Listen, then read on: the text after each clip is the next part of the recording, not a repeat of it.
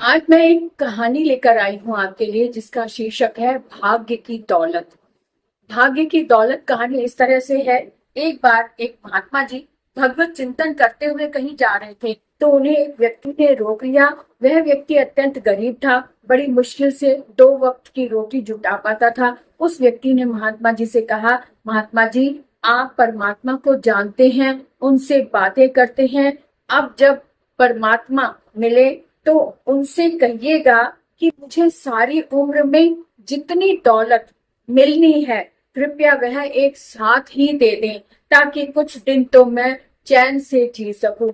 महात्मा जी ने उसे समझाया, मैं तुम्हारी दुख भरी कहानी परमात्मा को सुनाऊंगा, लेकिन तुम जरा खुद भी सोचो कि यदि भाग्य की सारी दौलत एक साथ मिल जाएगी तो तुम आगे की जिंदगी कैसे गुजारोगे। किंतु वह व्यक्ति अपनी बात पर अडिग रहा और महात्मा जी ने उस व्यक्ति को आशा दिलाते हुए कहा कि ठीक है, मैं बात करूंगा।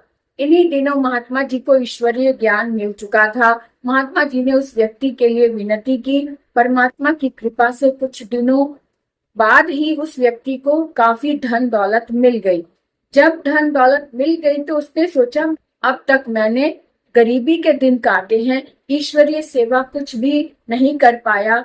अब मुझे भाग्य की सारी दौलत मिल गई है, एक साथ मिली है, तो क्यों ना इसे ईश्वरीय सेवा में लगाऊं, क्योंकि इसके बाद मुझे यह दौलत मिलने वाली नहीं है। ऐसा सोचकर उसने लगभग सारी दौलत ईश्वरीय सेवा में लगा दी। समय गुजरता गया। लगभग 2 वर्ष पश्चात महात्मा जी उधर से गुजरे तो उन्हें उस व्यक्ति की याद आई और उस व्यक्ति से मिलने की इच्छा उत्पन्न होते ही वह महात्मा जी उस व्यक्ति के घर पहुंचे और उन्हें लगता था कि वह व्यक्ति तो अब जरूर तंगी की हालत में जीवन गुजार रहा होगा और देखते हैं उसने उसका जीवन कैसे गुजर रहा है।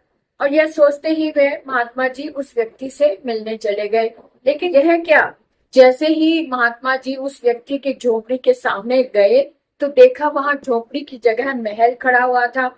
जैसे ही उस व्यक्ति की नजर महात्मा जी पर पड़ी, महात्मा जी उसका वैभव देखकर आश्चर्यचकित हो गए। इसके भाग्य में दौलत कैसे बढ़ गई। वह व्यक्ति नम्रता से बोला, महात्मा जी, मुझे जो दौलत मिली थी वह मैंने चंद दिनों में ही ईश्वरीय सेवा में लगा दी थी। उसके बाद दौलत कहाँ से आई मैं नहीं जानता, इसका जवाब तो परमात्मा ही दे सकता है। महात्मा जी वहां से चले गए और एक विशेष स्थान पर पहुंचकर ध्यान मग्न हो गए। उन्होंने परमात्मा से पूछा, यह सब क्या है। महात्मा जी को आवाज सुनाई दी, किसी की चोर ले गए, किसी की आग जलाए। धन उसी का सफल होता है जो ईश्वर अर्थ में लगाए।